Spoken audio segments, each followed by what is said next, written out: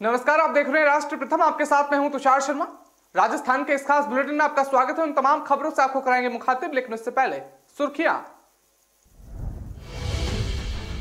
गहलोत गुट पर अब तक एक्शन नहीं, सचिन पायलट ने दी चेतावनी, कहा कार्रवाई तो करनी ही पड़ेगी। युवक ने खुद को साहब बोला तो मंत्री को आया गुस्सा, कर दी गालियों की बौछार। दलित शख्स ने हैंडपंप से पानी पिया तो दबंगों ने दी खौफनाक सजा, सरिये से पीट पीट कर की हत्या। भतीजे की हत्या को खुदकुशी में बदलने के लिए ताऊ ने रची थी साजिश, पुलिस ने किया खुलासा।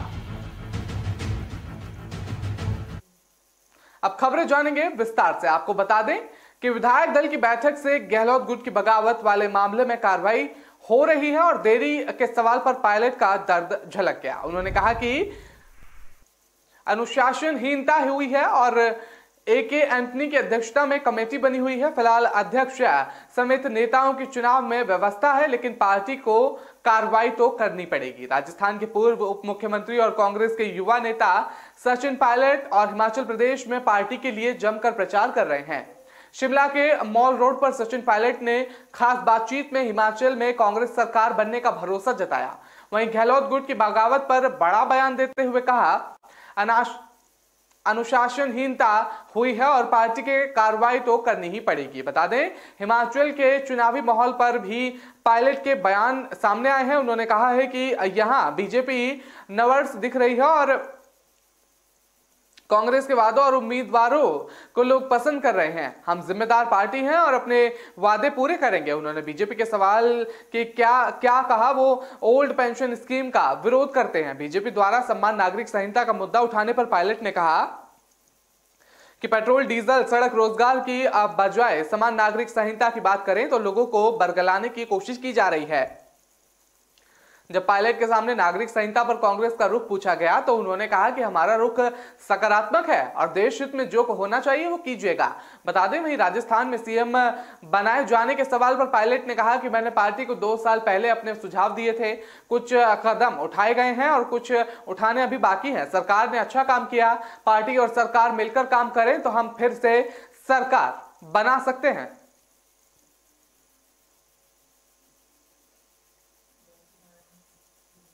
चुनाव के समय में जनता के पास राजनेता वोट मांगने जाते हैं, लेकिन लोकतंत्र में जनता को जनार्दन कहते हैं और लेकिन इस जनता को वोट देकर नेता बनाने के बाद जनता से बात करने का तरीका ही बदल जाता है। बता दें कि राजस्थान सरकार में आपदा राहत मंत्री गोविंद मेघवाल का एक ऑडियो सामने आया है। इसमें फोन करने वाले युवक को 2 मिनट की बात में 25 दफा गुस्से में गालियां दी गई और फिर सबक सिखाने की धमकी दी गई।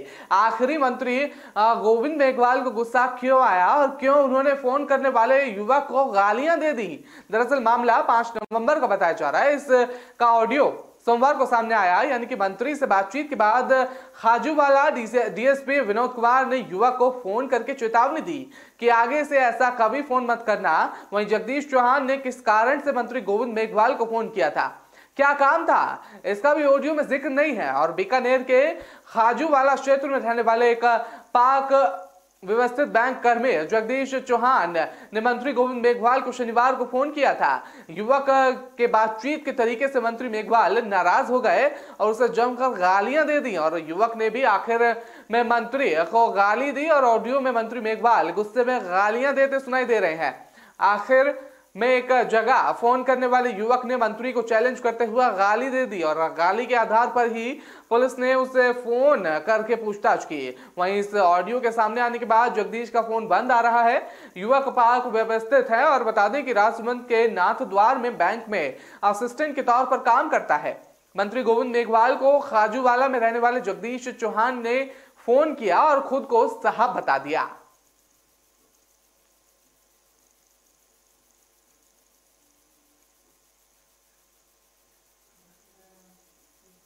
जोधपुर सूरसागर क्षेत्र के भोमजिया की घाटी सूरज का बेरा स्थित कच्ची बस्ती में पानी भरने को लेकर हुए विवाद में एक दलित युवक पर 3 युवकों ने सरिये से हमला कर दिया।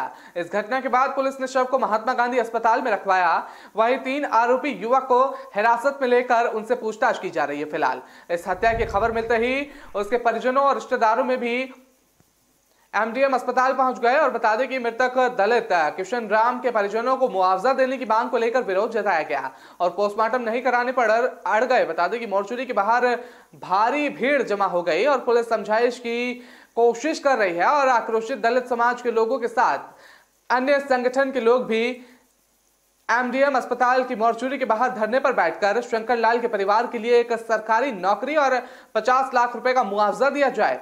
मुआवजा ना मिलने पर आने वाले दिनों में विरोध प्रदर्शन और बढ़ेगा। साथ ही जोधपुर को अब बंद भी करवाएंगे और बता दें और इस जगह किसी भी दल को राजनीति नहीं करने देंगे। जोधपुर पुलिस कमिश्नरेट वेस्ट के एसडीसीपी हरफुल जाट ने बताया कि सूरज की बेरा स्थित कच्ची बस्ती में रहने वाले 45 साल के किशन राम का पड़ोस में रहने वाले शकील बबलू और अन्य युवक से सरकारी ट्यूबवेल से पानी भरने को लेकर झगड़ा हो गया था।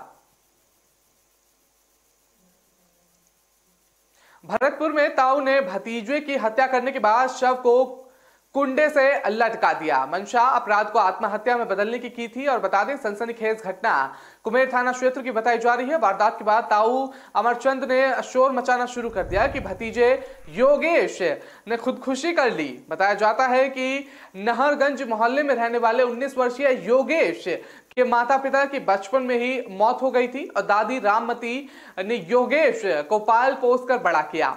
कुछ महीने पहले तबीयत खराब होने से योगेश की दादी रामराती की मौत हो गई और दादी की मौत के बाद अमरचंद की पत्नी कमलेशी योगेश का खाना बनाती थी। फरीदाबाद में नौकरी करने वाले योगेश का ताऊ अमरचंद दीपावली के मौके से पैतृक घर कर आ रहा था और बता दें कि आगे वाले कमरे में योगेश, बीच वाले कमरे में और दूसरा ताऊ ध्रुव सिंह और पीछे की तरफ ताऊ अमरचंद रहता था। अमरचंद की पत्नी कमलेश योगेश की मौसी लगती थी। अमरचंद और ध्रुव सिंह के लड़के योगेश के कमरे में ही सोया करते थे। बता दें कि 4 दिन पहले योगेश ने कमरे में दादी की आत्मा दिखाई देने की बात कही थी, इसलिए ध्रुव सिंह और अमरचंद के बच्चों को कमरे में नहीं सुलाता था। योगेश ने ताऊ ध्रुव सिंह और अमरचंद के बच्चों को कमरे से निकाल दिया और झगड़ा हो गया। 4 नवंबर की रात ताऊ के लड़के के चबूतरे पर सो रहे थे और इसी बीच योगेश रात को ही झगड़ा करने लगा और अपने घर जाकर सोने को कहने लगा। झगड़े में ध्रुव सिंह के बेटे और अमरचंद ने योगेश के गले पर चाकू से वार कर दिया और चाकू के हमले से घर में चारों तरफ खून फैल गया और घटना में योगेश की मौत हो गई। बता दें कि मौत के बाद हत्या को आत्महत्या में बदलने के लिए अमरचंद ने योगेश के शव को कमरे में पंखों की कुंडी से लटका दिया और सुबह मोहल्ले में हल्ला कर दिया कि योगेश ने फांसी का फंदा लगाकर आत्महत्या कर ली। ताऊ ने पड़ोसियों को बुलाकर योगेश के शव को कुंडे से उतार दिया।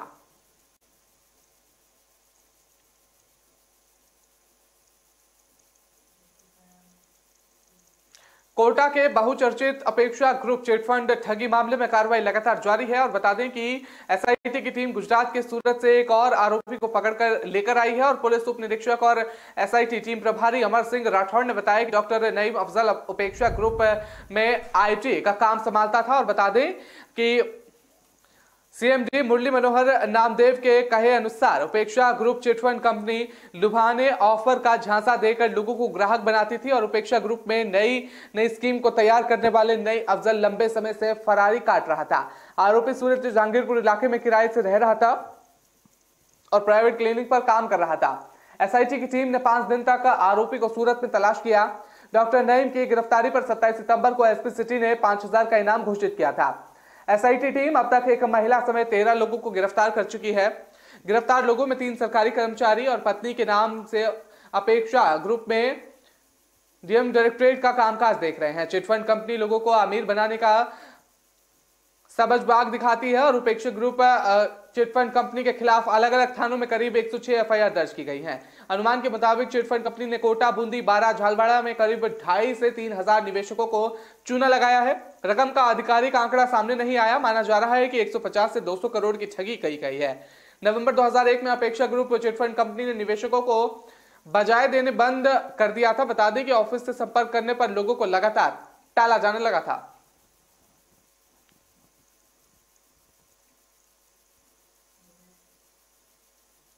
फिलहाल वक्त तो चला एक छोटे से ब्रेक का। खबरों का सिलसिला लगातार जारी रहेगा।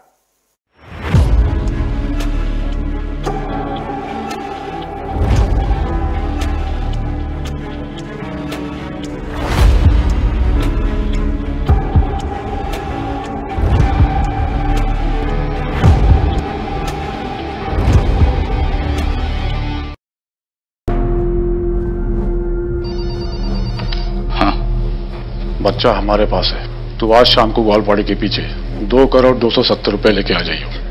2,270? वो ऑटो डबल भाड़ा मांगता है, कहता है रिटर्न सवारी नहीं मिलती। रैपिडो ऑटो ट्राई कीजिए ना इस बार, सबसे किफायती भी है और घर तक पिकअप भी कर लेगा। सब कुछ ऐप पर है। Rapido auto, forget meter, enjoy every kilometre.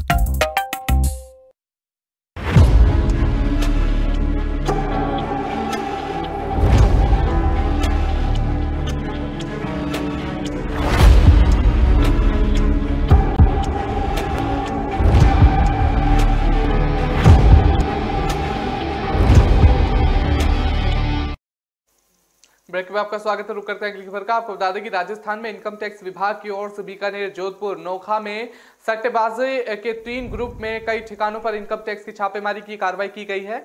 इस जांच में विभाग ने 100 करोड़ से ज्यादा की आघोषित संपत्ति के दस्तावेज जब्त किए गए हैं। बता दें कि कार्रवाई करते हुए यहां विभाग ने आयकर छापों में बड़े पैमाने पर काली कमाई का खुलासा किया। वहीं सट्टेबाजी से जुड़े ग्रुप ने 70 करोड़ रुपए की आघोषित आय सरेंडर की और 1.25 करोड़ रुपए की नकदी भी जब्त की गई है। बता दें इस दौरान छापे में 2.5 करोड़ रुपए की आघोषित ज्वेलरी भी जब्त की गई है। छापे में कुल 15 आघोषित लॉकर्स का खुलासा हुआ है। वहीं अभी भी कई लॉकर्स पर कार्रवाई होनी बाकी है। सभी ठिकानों से आयकर टीम वापस लौट चुकी है। बता दें कि बीकानेर, जोधपुर और नोखा में इनकम टैक्स विभाग ने सट्टेबाजी के 40 ठिकानों पर कार्रवाई करी हुई है। और बता दें कि बीकानेर में तायल ग्रुप और राठी ग्रुप पर कार्रवाई की गई और नोखा में झंवर ग्रुप पर छापेमारी की जा रही थी। जोधपुर के 9 स्टार शेयर ब्रेकर के 3 ठिकानों पर कार्रवाई की गई है। इस दौरान तीनों ग्रुप से सट्टेबाजी, नगद लेन देन, बेनामी संपत्ति से जुड़े दस्तावेज बरामद किए गए थे।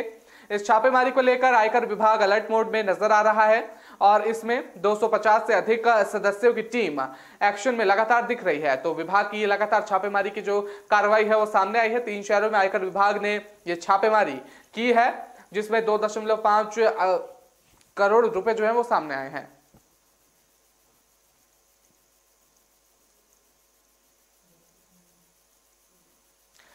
मुख्यमंत्री अशोक गहलोत ने जम्बूश कर्मियों के मानदेय में 5% का इजाफा का ऐलान कर दिया है। सीएम गहलोत ने महात्मा गांधी राष्ट्रीय ग्रामीण रोजगार गारंटी योजना और लोक जमशुद्धियों के मानदेय में 5% की अतिरिक्त वृद्धि के प्रस्ताव को मंजूरी प्रदान कर दी है। मुख्यमंत्री अशोक गहलोत ने कहा है कि इस संवेदनशील निर्णय से महात्मा गांधी नरेगा योजना के अंतर्गत कार्यरत संविदा कर्मियों और लोक जम्बूश कर्मियों को मानदेय में वृद्धि होगी। इस स्वीकृति से राज्य सरकार पर कुल 5.30 करोड़ रुपए का अतिरिक्त वित्तीय भार आएगा। गौरतलब है कि साल 2022-23 के बजट में संविदा कर्मियों के मानदेय में 20% वृद्धि की घोषणा की गई थी, लेकिन उस घोषणा में उन संविदा कर्मियों को शामिल नहीं किया गया था जिनको वार्षिक वृद्धि प्राप्त हो रही थी। बता दें इससे पहले जो है हाल ही में मुख्यमंत्री अशोक गहलोत ने सिंचाई के लिए जल की उपलब्धता सुनिश्चित करने के लिए 3,259 करोड़ रुपए की विभिन्न सिंचाई परियोजनाओं को मंजूरी दी थी, जिसमें सिंचाई परियोजनाओं का निर्माण, वर्तमान में संचालित सिंचाई परियोजनाओं का जीर्णोद्धार और सेम क्षेत्र को पुनः कृषि योग्य बनाने संबंधी कार्य किए जा सकेंगे। इसके अनुसार मुख्यमंत्री के नेतृत्व में राज्य सरकार किसानों के हित में निरंतर महत्वपूर्ण निर्णय ले रही है और कृषि क्षेत्र में संचालित विभिन्न योजनाओं से किसानों को अधिकतम राहत देने का कार्य लगातार किया जा रहा है। तो सीएम ने यह तोहफा दिया है और मानदेय में इसका इजाफा होगा। सीएम गहलोत का यह तोहफा दिया गया है कर्मियों को, ग्रामीण स्तर के कर्मचारियों को यह तोहफा दिया गया है। फिलहाल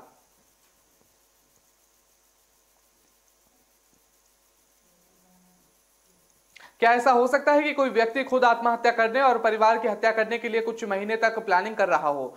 गूगल इंटरनेट के जरिए सर्च कर रहा हो कि परिवार को मारने और खुद आत्महत्या करने के बाद स्वर्ग मिलेगा या वो खुद नरक में जाएगा। दरअसल जोधपुर के लोहावट में रहने वाले शंकर लाल ने 3 नवंबर में मां बाप को 2 बेटों का कत्ल करने के बाद खुदकुशी कर ली। शंकर लाल सितंबर से ही प्लानिंग कर रहा था कि परिवार को कैसे मारना है। पुलिस ने जब शंकर लाल की मोबाइल की हिस्ट्री खंगाली तो चेक की गई मर्डर और उसके तरीकों के अलावा भी कई ऐसी चीजें सर्च की थी जिन्हें देखकर पुलिस हैरान रह गई। जोधपुर जिले की लोहावट विधानसभा क्षेत्र के पलीवा गांव में नशे के आदी सन के युवक ने अपने बूढ़े मां बाप और 2 मासूम बच्चों की हत्या करके खुद भी आत्महत्या कर ली। इस घटना के बाद पुलिस के सामने कई ऐसे सारे सवाल खड़े हो गए थे। आखिर में उन सवालों का जवाब मिला शंकर लाल के मोबाइल से, जिसमें पता चला कि शंकर लाल अपने घर वालों को मारने के लिए पिछले कई महीनों से प्लानिंग कर रहा था। पुलिस ने उसके मोबाइल की हिस्ट्री खंगाली तो जांच में सामने आया कि उसने गूगल सर्च का जानना चाहा कि परिवार को मारने पर स्वर्ग मिलेगा या खुद नरक में जाएगा। कौन सा जहर खाने से कितने समय में इंसान मर जाता है, इस तरीके की हिस्ट्री जो है उसके मोबाइल से निकलकर सामने आई, जिसे देखकर पुलिस भी हैरान रह गई और बीते महीने से वो लगातार प्लानिंग करता हुआ नजर आ रहा था। राजस्थान के भरतपुर जिले में एक महिला फिजिकल टीचर को छात्रा से प्यार हो गया और कहते हैं कि प्यार में सब कुछ जायज है, इसलिए प्यार के परवाने चढ़ने के खातिर अपना सरेंडर और बता दें कि चेंज करा लिया है और लड़की से लड़का बनकर स्कूल की छात्रा से शादी कर ली। बताया गया कि फिजिकल टीचर मीरा डी उपखंड के मोती का नंगला के राजकीय माध्यमिक विद्यालय में कार्यरत थी और मीरा ने स्कूल में पढ़ने वाली कल्पना नाम की छात्रा को कबड्डी का खेल सिखाया और कल्पना को स्टेट लेवल पर कबड्डी का खेल खिलाने भी लेके गई थी। मीरा ने अपने ही स्कूल के स्टूडेंट कल्पना से प्यार हो गया। प्यार इतना परवान चढ़ गया कि मीरा ने अपना जेंडर चेंज कराकर लड़का बन गई और अपने स्टूडेंट कल्पना के साथ 2 दिन पहले शादी रचा ली। शादी करने के बाद दोनों काफी खुश नजर आ रहे हैं और मीरा से आरव बनी और कल्पना की शादी से दोनों के परिजन काफी खुश हैं। जेंडर चेंज कराकर मीरा से आरव बने दूल्हा ने बताया कि मैं सरकारी स्कूल में फिजिकल टीचर हूं और उसी गांव के स्टूडेंट कल्पना खेलने में बहुत अच्छी थी और उसी दौरान हम दोनों के बीच प्यार हो गया था। टीचर ने बताया कि मैं शुरू से ही जेंडर चेंज कराना चाहता था और 2012 में मैंने एक न्यूज में पढ़ा था कि किसी ने जेंडर चेंज कराया है, तभी से मैंने सोच रखा था कि ये सब कुछ किया जाएगा। तभी यूट्यूब के जरिए मुझे पता लगा कि दिल्ली में एक डॉक्टर है जो जेंडर चेंज करने की सर्जरी करते हैं और मैं वहां गया और अपना इलाज कराया। बता दें कि 2019 में इलाज शुरू हुआ और लास्ट सर्जरी 2021 में हुई और वो लड़के के रूप में पैदा हुई, मगर उसे लगता था कि वो लड़की ना होकर लड़का है, इसलिए उसने अपना जेंडर चेंज करा लिया और अपना स्टूडेंट कल्पना के साथ 2 दिन पहले शादी रचा ली। और बता दें कि अब उसके परिवार के लोग काफी खुश नजर आ रहे हैं। तो बता दें जेंडर चेंज कराकर शादी की गई है, अपने स्टूडेंट के जरिए शादी करी गई है। जी हाँ, इसका वीडियो भी खूब वायरल हो रहा है सोशल मीडिया पर।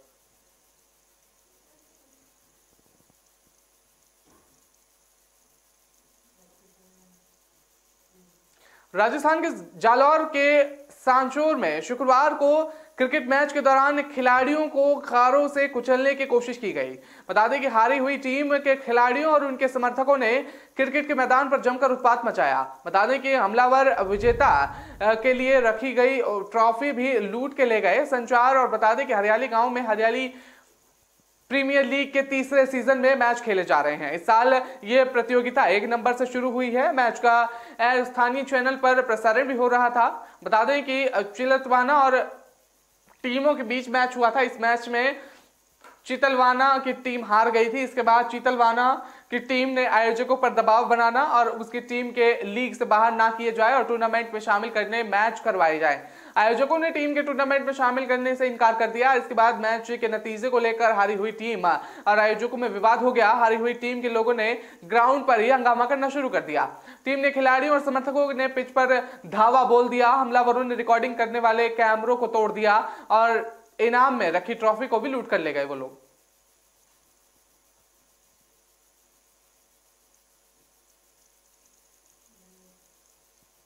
फिलहाल वक्त तो चला एक छोटे से ब्रेक का। खबरों का सिलसिला लगातार जारी रहेगा।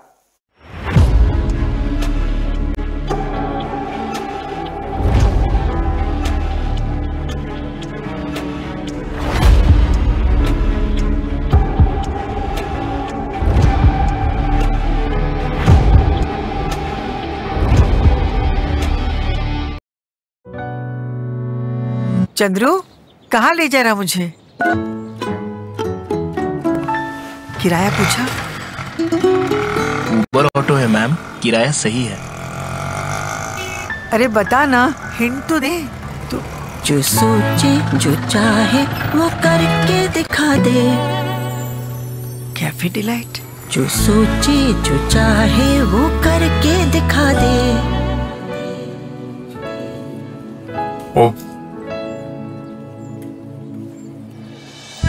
जमाने की रोक टोक और किराए की नोक झोंक को पीछे छोड़ो।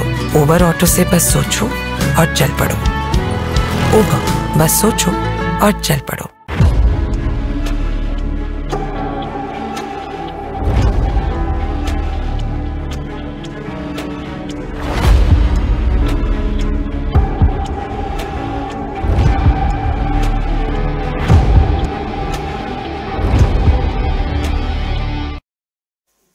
ब्रेक में आपका स्वागत है। करते हैं अगली खबर का। आपको बता दें कि राजस्थान में जोधपुर शहर की यातायात व्यवस्था खराब होने और भारी वाहनों को नो पार्किंग जोन में खड़ा करने से हुई परेशानी को दुरुस्त करने के लिए लगातार अपील के बावजूद बस संचालक लापरवाही कर रहे हैं। इसकी शिकायत मिलने पर मोबाइल मजिस्ट्रेट हिमांशु ने टीम के साथ कार्रवाई शुरू की। इस दौरान 11 बसों को सीज कर दिया गया। बस संचालकों के चालान भी काटे गए और अचानक हुई मोबाइल मजिस्ट्रेट की कार्रवाई से निजी बस संचालक में हड़कंप मच गया। यातायात नियमों का उल्लंघन करने वाले और नो पार्किंग जोन में वाहन खड़े करने वाले वाहनों के खिलाफ लगातार शिकायत मिलने के बाद मोबाइल मजिस्ट्रेट हिमांशु ने ताबड़तोड़ कार्रवाई की है। मोबाइल मजिस्ट्रेट हिमांशु कुमावत लगातार नियम तोड़ने वाले वाहन चालकों और वाहन संचालकों के खिलाफ कार्रवाई करते नजर आ रहे हैं। उनके द्वारा शनिवार को शहर में प्रतिबंधित क्षेत्र में भारी वाहन के खिलाफ कार्रवाई की गई।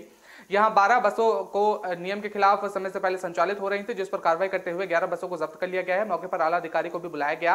कार्रवाई के साथ सख्त निर्देश भी दिए गए हैं। दरअसल जोधपुर में इस प्रकार की कार्रवाई आरटीओ ट्रैफिक विभाग द्वारा की जानी चाहिए, लेकिन परिवहन विभाग की लापरवाही के नियम के चलते खिलाफ कार्रवाई और परिवहन विभाग और वाहन संचालन किया जा रहा है। बता दें कि शहर में लगभग सभी मुख्य सड़कों से अवैध बजरी के डंपर देर शाम यहां से गुजरने शुरू हो जाते हैं और शनिवार को मोबाइल मजिस्ट्रेट हिमांशु जब प्रतिबंधित क्षेत्रों में चलने वाले भारी वाहनों पर कार्रवाई करने लगे तो बस संचालक और संचालकों में हड़कंप मच गया। मोबाइल मजिस्ट्रेट ने मौके पर ट्रैफिक और अधिकारियों को बुलाकर बसों पर कार्रवाई की।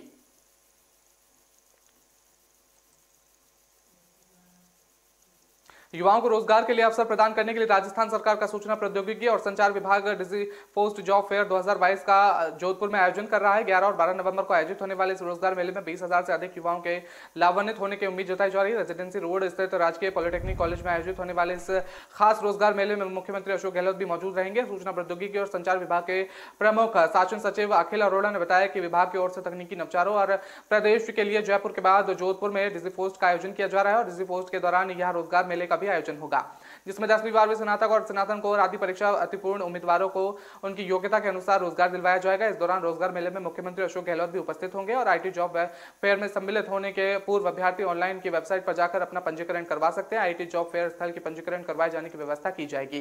क्यूआर कोड की सुविधा भी छात्रगण उठा सकते हैं।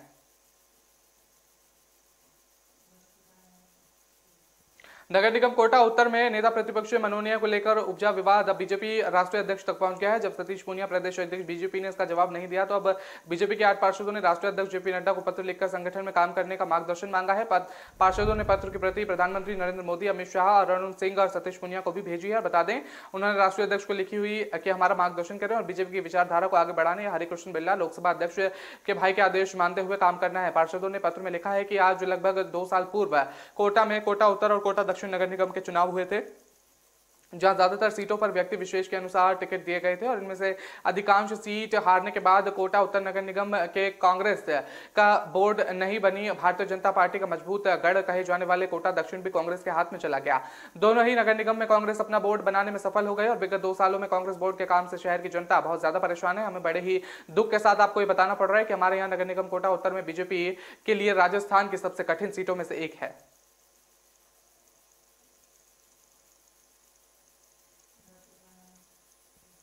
राजस्थान के बाड़मेर जिले का एक वीडियो इन दिनों सोशल मीडिया पर खूब वायरल हो रहा है, जिसमें एक शख्स अखबार पढ़ते पढ़ते अचानक बेंच से नीचे गिर जाता है और उसकी मौत हो जाती है। मौके पर मौजूद लोग उसे अस्पताल ले जाते हैं, लेकिन डॉक्टर उस शख्स को मृत घोषित कर देते हैं। डॉक्टर ने जांच के बाद बताया है कि व्यक्ति का दल का दौरा पड़ गया और उसकी मौत हो गई। इस घटना से जो मृतक के परिवार में मातम पसरा हुआ है, वीडियो देखने पर लोग सन रह गए हैं और यह घटना बाड़मेर जिले के पचपदरा की बताई जा रही है। वीडियो में एक शख्स रिसेप्शन के पास बेंच पर बैठकर अखबार पढ़ता दिख रहा है। अचानक दिल का दौरा पड़ने से उसकी मौत हो जाती है और वो नीचे गिर जाता है। बता दें कि रिसेप्शन रिसेप्शन पर मौजूद लड़की मदद के लिए उठाती है इसके बाहर से और लोग अंदर आते हैं और उसे अस्पताल लेकर जाते हैं, लेकिन उसकी जान नहीं बचा पाते। कोरोना महामारी के बाद देश भर में हार्ट अटैक के मामले लगातार तेजी से बढ़ रहे हैं। केवल बुजुर्ग ही नहीं बल्कि युवाओं में भी अपना शिकार बना रहा है हार्ट अटैक। देश भर में ऐसी घटनाएं सामने आ रही हैं जहां हंसते और गाते और नाचते हुए लोग अचानक दिल का दौरा पड़ जाता है और उनकी मौत हो जाती है। यूपी में और जम्मू कश्मीर से मामले सामने आए हैं जहां स्टेज पर प्रस्तुति के दौरान कलाकारों की मौत हो गई, जहां जांच रिपोर्ट में ये बात सामने आई थी कि उन्हें अचानक दिल का दौरा पड़ने से उनकी मौत हो गई।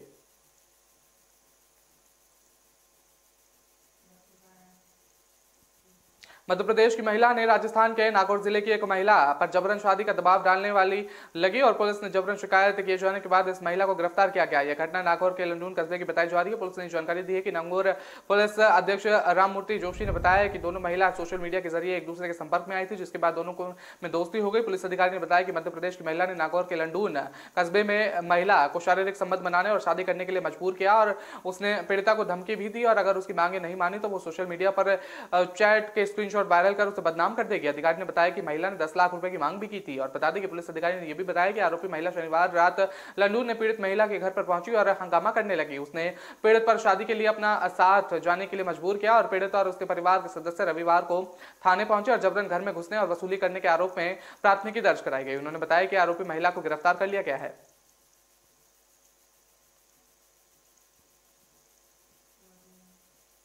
तो फिलहाल इस बुलेटिन में इतना ही, मुझे दीजिए इजाजत, नमस्कार।